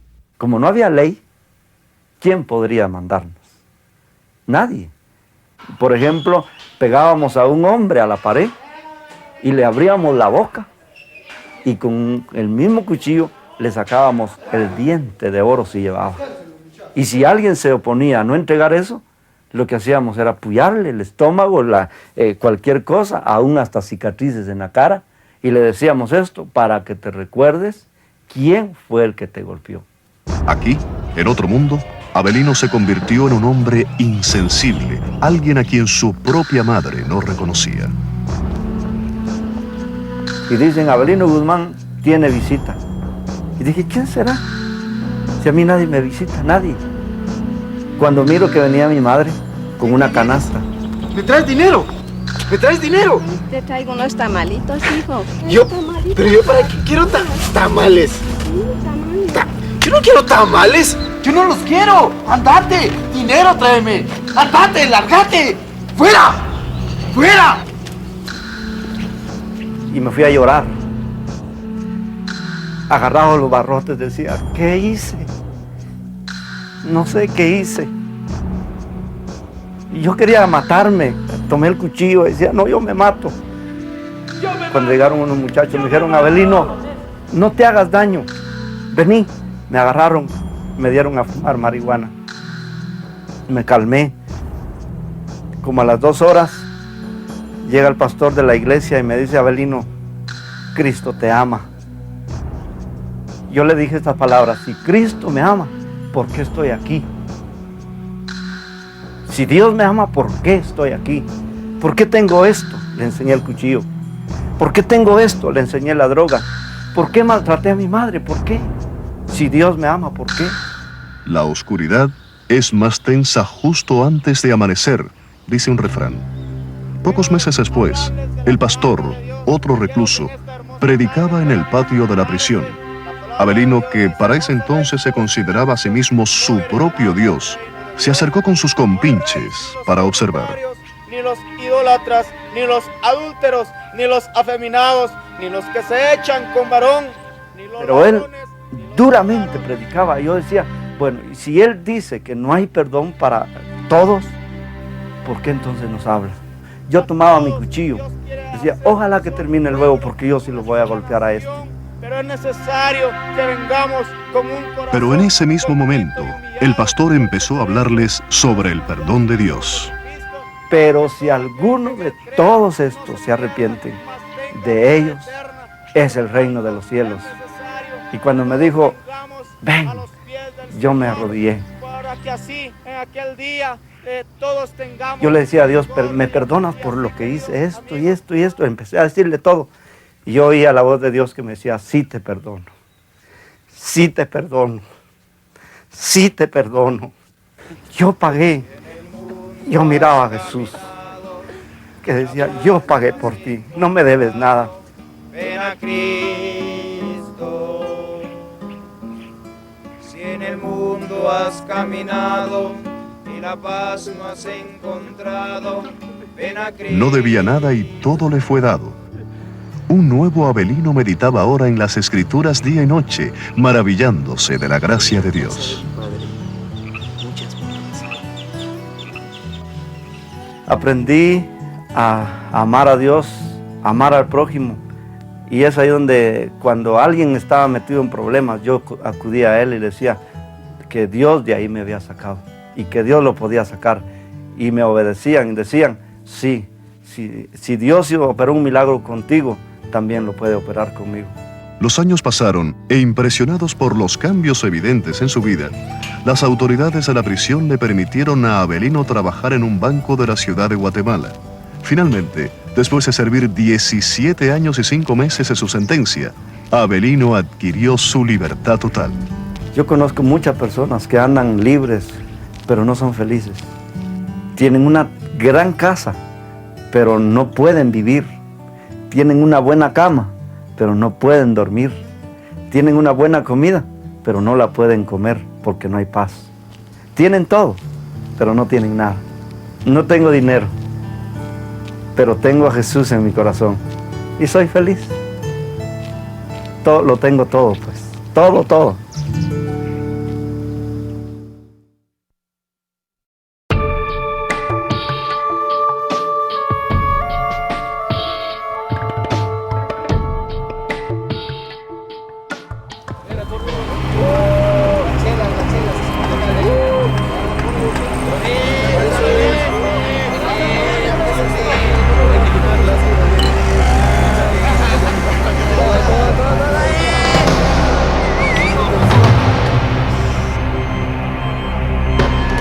¡Ahí vienen los alegas!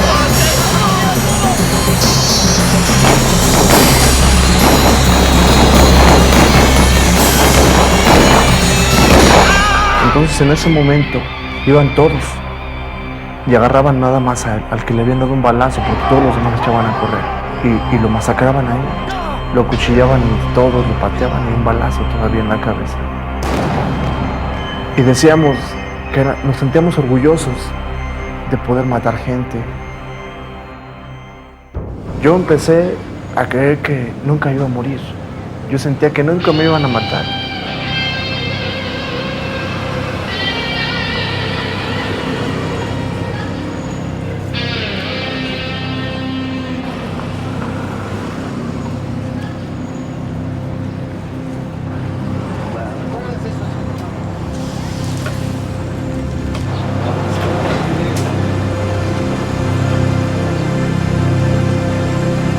Tú eres nativo ese.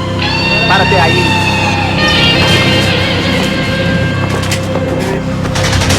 ¡Ven acá!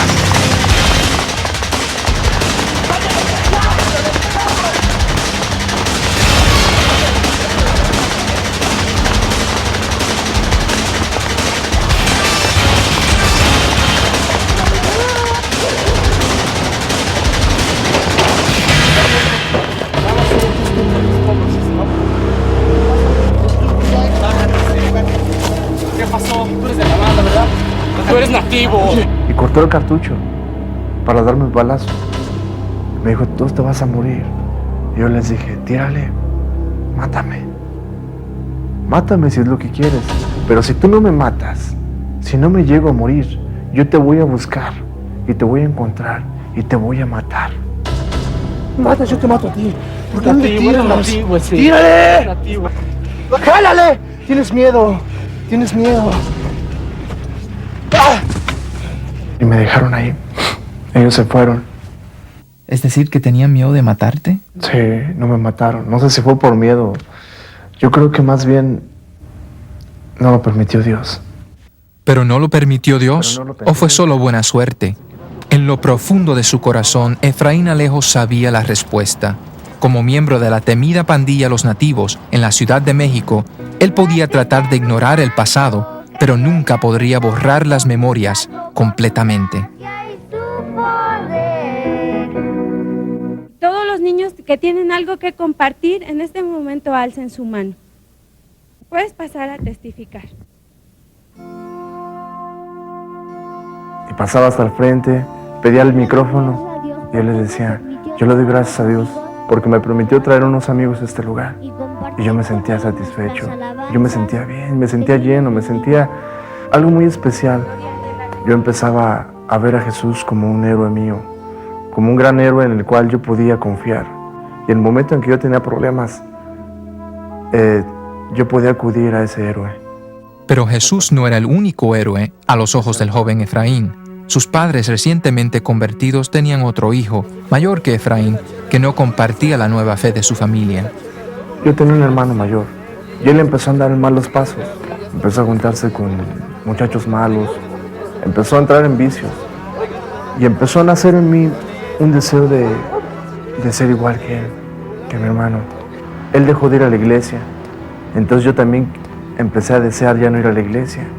Yo decía, yo quiero ser como mi hermano, él ya no va, yo tampoco quiero ir. Entonces el sentimiento hacia Jesús, hacia Dios, empezó a disminuir, a ser menor. Los años pasaban, y en vez de invitar a sus amigos a la iglesia, ya era Efraín el que aceptaba la invitación de ellos para ir a tomar y a fumar, luego para consumir drogas, y finalmente para pelear y robar como un distinguido miembro de la pandilla. Ya no iba a la iglesia, mis papás seguían persistiendo. Hijo, ven a la iglesia, no te separes de Dios, tu vida peligraría si te apartas de Dios. Yo les decía ya, yo no quiero nada de Dios. Dios para mí ya no es nada. Yo quiero otras cosas, yo quiero disfrutar mi vida, mi juventud, mi adolescencia. Mi vida es así, y si así muero, así voy a morir. Para eso nací, para pelear y para morir. Ya no era aquel niño que se sentía feliz al lado de su padre. Y yo empecé a odiar a mi papá. Yo creía que él no me entendía. Y mi mamá lloraba y decía, que sea entre oraciones, Dios, ¿por qué? ¿Por qué mi hijo? ¿Por qué cayó en eso mi hijo? Si él te amaba. La oscuridad ahora había descendido completamente sobre su vida y parecía que no había poder, ni en el cielo ni en la tierra, para cambiar el camino de Efraín. Él tenía ahora una nueva religión, una nueva familia. Su mejor amigo era otro pandillero apodado El Greñas. Este muchacho ya había matado a otra persona, ya había matado a un miembro de la otra pandilla. Era bien loco. Me gustaba su actitud. Yo decía, yo voy a juntarme con él porque estamos igual, somos igual de locos los dos. Luego a veces en las noches, cuando todo está oscuro, el barrio solo, los dos drogándonos, quizá al lado de una lumbre, de una fogata, empezamos a imaginar cosas, a soñar que algún día íbamos a ser grandes, que algún día íbamos a ser famosos, íbamos a tener mucho dinero, robando bancos, no sé yo, robando carros. Empezamos a pensar en todo eso como un hecho ya, como una realidad que se iba a cumplir. ¿Y por qué no? Después de todo, ellos eran jóvenes, agresivos, fuertes. Eran los nativos, invencibles, inmortales. Cierta ocasión, la pandilla hizo una excursión. Hizo una excursión y muchos de la pandilla se fueron. Y la otra pandilla, la que era nuestra enemiga, supo que íbamos a salir, que no íbamos a estar muchos de nosotros. Y decidieron venir a atacar. Llegaron, empezó una pelea. Y cuando regresamos, nomás supimos una noticia. Mataron a Greñas. Lo mataron. Yo sentía un vacío bien grande en mí. Y decía, ¿por qué? ¿Por qué a él? ¿Por qué a mi amigo? Tenemos un lema, él y yo. Decíamos, tú cuidas mi espalda, yo cuido la tuya. Y si te matan a ti, me matan a mí. Cuando lo enterraron, estaba toda la pandilla alrededor de la tumba, drogándose todavía, fumando marihuana, tomando. Yo quería llorar, pero no podía. Yo estaba de lejos, yo no me acerqué y decía, esto no va a quedar así. Yo voy a matar uno por uno a todos los que hicieron esto. Y no me importa qué pase. Posteriormente empecé a meditar y alguien me dijo, oye, ¿no crees que tú deberías de estar muerto con el Greñas? Yo le dije, sí es cierto. Yo debería de estar muerto. Sin embargo, por algo no morí. Por algo no morí. Por algo no morí. Hijo, ven a la iglesia. Tú cuando seas grande vas a ser pastor. Tú cuando seas grande vas a servir a Dios. Yo les decía ya, yo no quiero nada de Dios. Déjenme disfrutar mi vida como yo quiera hacerla. Y si así muero, así voy a morir. Para eso nací, para pelear y para morir. Sin embargo, por algo no morí. A través de eso, yo empecé a reflexionar. Empecé a querer ser diferente. Mis papás estaban en intercesión, orando por mí. Y ese Jesús que una vez amé cuando niño, ese Jesús que yo prediqué, empezó a retomar mi corazón. Como una luz que siempre estuvo ahí presente, cuidándome en todo momento, en toda situación. Él nuevamente estaba ahí. Y yo lloré. Y yo le dije a Dios, Dios, yo no sé qué pasa. Yo soy un muchacho, tengo 18 años y medio. Y tengo una vida destruida. Yo no sé qué va a pasar con mi vida, pero yo quiero cambiar. Estaba sentado, inclinado, y empecé a sentir algo muy especial en mí. Como que una carga bien grande se iba y desahogaba todo lo que yo sentía dentro de mí y lo descargaba en Dios. En ese momento yo decidí servir a Dios. Yo le dije, Dios, yo te quiero servir. Y pude empezar a ver las cosas de diferente manera. Yo empecé a sentir algo increíble que fue el poder ver a mi padre y sentir amor por él. ver a mi mamá y poder decirle, mamá, ya soy diferente, ya cambié. Y yo empecé a ir a la iglesia otra vez. Y yo empecé a orar otra vez. Empecé a sentir aquello de cuando niño.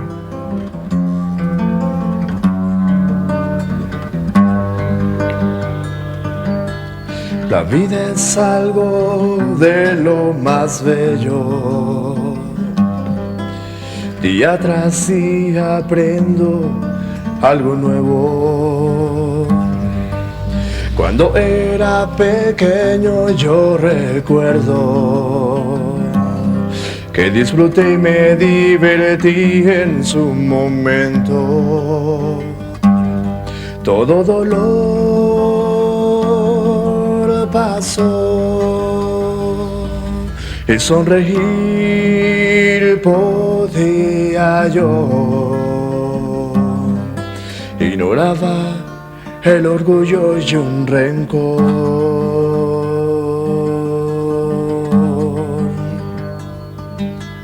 Ahora vivo lleno de ilusión, de sueños, deseos y amor, que son una gran verdad, es mi seguridad. Aún falta por vivir, hay que disfrutar. Y digo yo, dichoso soy por la luz de este nuevo sol que este día me ha alumbrado. Que este día me ha alumbrado. Le doy gracias a Dios por la vida que me ha prestado.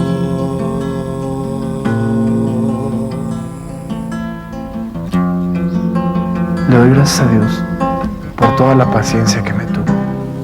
Él me dio la oportunidad de poder volver a ser llamado hijo de Dios, de poder ser el hijo de un rey. Y yo se la acepté.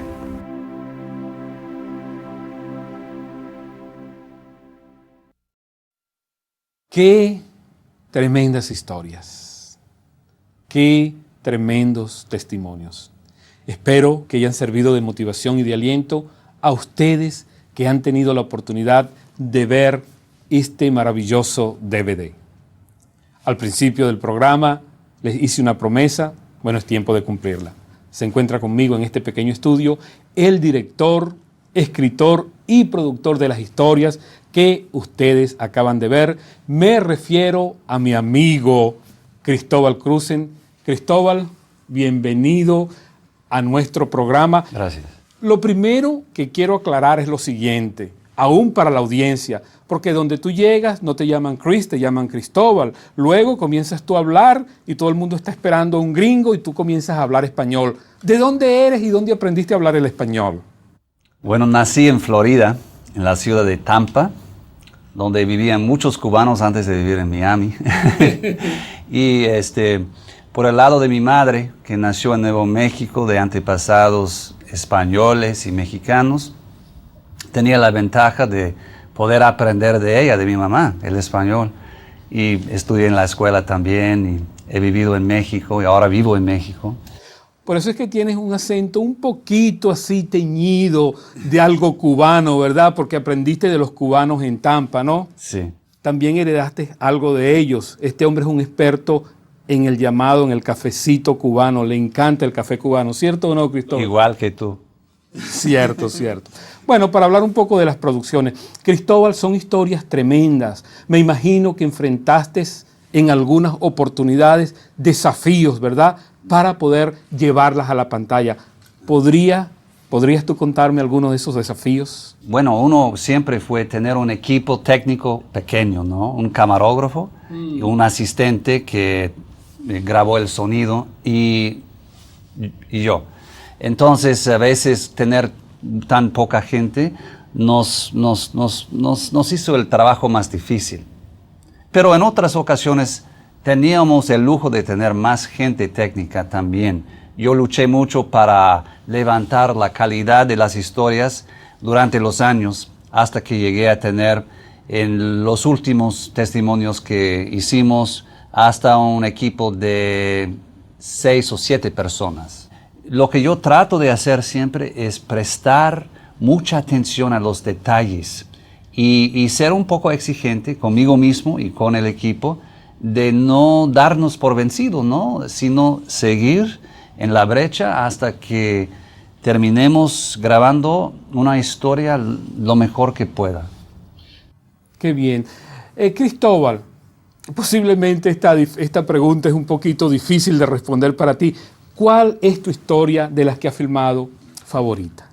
Pues todas son muy especiales porque invertí mi sangre, mi vida, mi tiempo en estas historias.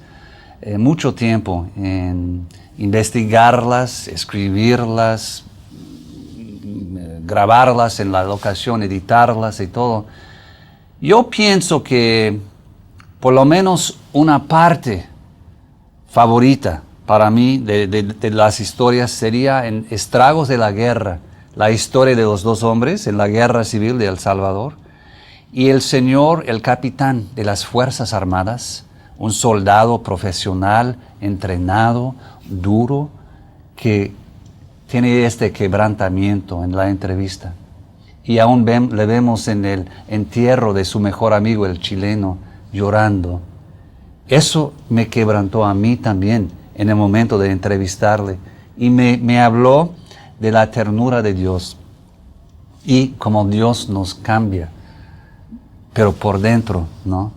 Bueno, siguiendo o dándole continuidad a lo que estás hablando, Cristóbal, estas historias no fueran hechas exclusivamente para entretener.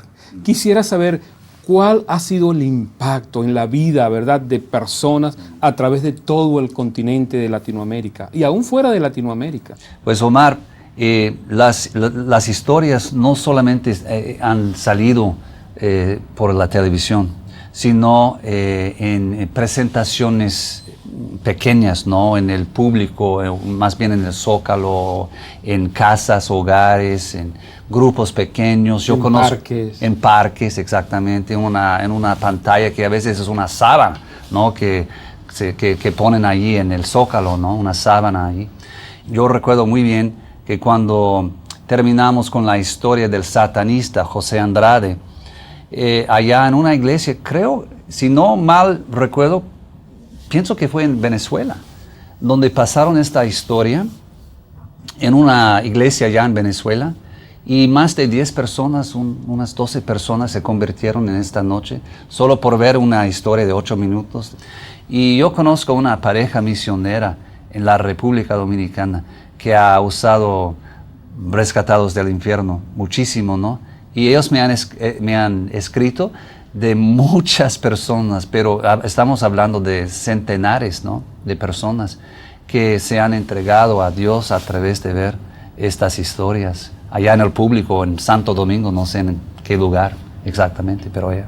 Claro, y de seguro las historias han sido utilizadas por misioneros, por evangelistas. Cuando viajo dicen, mira, el de Rescatados del Infierno, y algunos incluso me han comentado que han recibido a Cristo después de ver el video Rescatados del Infierno. Te pregunto, Cristóbal, como cineasta, ¿verdad? Porque no solamente eres productor de televisión, también haces cine. ¿Cuáles son los proyectos, ¿verdad?, para el futuro de Cristóbal Cruzen? Pues Omar, siempre estoy desarrollando algo, ¿no?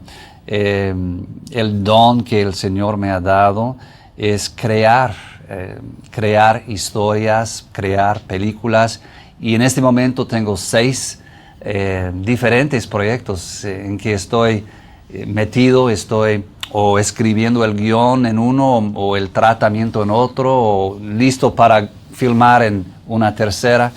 Entonces, pero son historias para una audiencia. Yo quiero alcanzar a una audiencia más amplia que posiblemente he alcanzado antes, una audiencia netamente no cristiana, sino una audiencia que no conoce a Dios. y una audiencia que necesita a Dios, pues cada persona que no lo tiene lo necesita. Claro, claro. Y es bueno para recordarle a la audiencia, tú también, aparte de haber trabajado con CBN, también has hecho otras producciones a través de Messenger Film. ¿Podrías recordarnos alguna de esas producciones? Sí, claro que sí. La primera película que yo hice se llama Ropa Nueva para Felipe. Y a veces la gente me dice, oh sí, tú eres la que hizo la película Ropa Vieja para Felipe. No, pues sí, es una película vieja ya. Pero la ropa era nueva. La ropa sigue siendo nueva, ¿no? Sí, fue la primera película que hice en mi vida profesional y la hicimos a través de Messenger Films. Y después siguió una película que fue una coproducción con la CBN que se llama ¿Con quién te vas?, basada, de hecho, en una de estas historias así breves de una familia mexicana, la familia Dávila. Y yo usé esta historia y la desarrollé para hacer un largometraje. Y en el año 2002 hice la película Solución Final. La filmé en Sudáfrica, un largometraje. No en español, obviamente, pero una película que ha tenido un impacto muy, muy grande al nivel mundial. Y sigo en eso. También aquí en Virginia hice una película recientemente que se llama First Landing, que habla de los colonos ingleses que cruzaron el Océano Atlántico hace 400 años para fundar lo que terminó siendo el país de los Estados Unidos eventualmente. O sea que, bueno, en la mente de Cristóbal Cruzen todavía hay muchos proyectos para ser realizados. ¿Qué te parece, Cristóbal, si en este momento, siguiendo con lo que es el deseo de tu corazón y de mi corazón, y aún mayor, el deseo del corazón de Dios, ¿por qué no les damos la oportunidad a las personas que han tenido, verdad, el placer, por decir así, de ver este DVD, de que ellos conozcan a Cristo personalmente? ¿Qué te parece si me ayudas en una oración, verdad? Me parece excelente, Omar. Queridos amigos, amigas que han visto este DVD, es un día donde Cristo Jesús, el Hijo de Dios, se ha acercado a cada uno de ustedes. No es un accidente que ustedes hayan visto estos testimonios en este momento, en el día de hoy. Cristo Jesús, repito, el Hijo de Dios, está muy cerca y se ha acercado simplemente porque Él te ama. Te ama tanto que dio su vida en la cruz del Calvario para que tú, a través de Él, pudieses llegar al Padre y alcanzar la vida eterna. Él es el único, querido amigo, que puede transformar tu vida, así como transformó la vida de las personas que acabamos de ver en estos testimonios, independientemente de cuál fuese el problema, de cuál fuese la situación, posiblemente algún vacío de amor.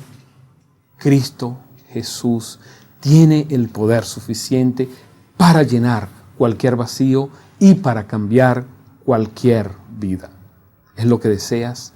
Una nueva vida, un cambio profundo en tu interior, un nuevo propósito para vivir. Entonces entrégale tu corazón a Cristo. Dale a Él la oportunidad y Él hará cosas grandes en tu vida. Te preguntarás, ¿y cómo puede suceder esto? A través de una sencilla oración de fe. Orar no es otra cosa que hablar con Dios. De manera que quisiera yo en este momento ayudarte, guiarte para que hagas una oración de fe manifestando que le quieres entregar tu vida a Cristo. Simplemente cierra tus ojos, querido amigo, querida amiga, inclina tu rostro y dile así: Señor Jesucristo, en este momento te doy gracias porque te has acercado a mí. Señor, yo te abro la puerta de mi corazón y te invito a que entres en mi vida. Perdona todos mis pecados. Límpiame con tu sangre, Señor. Haz de mí, en este momento, una nueva persona. Y yo te serviré todos los días de mi vida. Amén. Si usted oró, quiero felicitarle. Ha tomado la más grande e importante decisión de su vida. Voy a recomendarle rápidamente que por favor busque una Biblia y lea la palabra de Dios. También asista a una iglesia donde se predique a Cristo y su palabra. Quiero recordarles que hay una dirección de correo electrónico en la pantalla de su televisor. Tome nota de esa dirección de correo electrónico y si tiene alguna inquietud, si necesita ayuda, si tiene preguntas, por favor, comuníquese con nosotros porque queremos ayudarle. También, si desea usted adquirir copias de este DVD que acaba de ver para regalarlas a algún amigo o alguna amiga, también comuníquese con nosotros, queremos ayudarle. Hemos llegado a la final de esta presentación con Cristóbal Cruzen, invitado especial. Cristóbal, si tienes algunas palabras para la audiencia, es tu tiempo. Gracias, Omar. Pues yo les agradezco mucho por su tiempo y espero que hayan sido de mucha bendición estas historias. El trabajo ha sido un trabajo de amor a Dios y amor a usted. Y como Omar oró, no tengo nada más que agregar. Espero que haya orado también con nosotros. Qué bueno, espero que sí. Esto ha sido todo por hoy en este especial de Rescatados del Infierno. Que Dios les bendiga.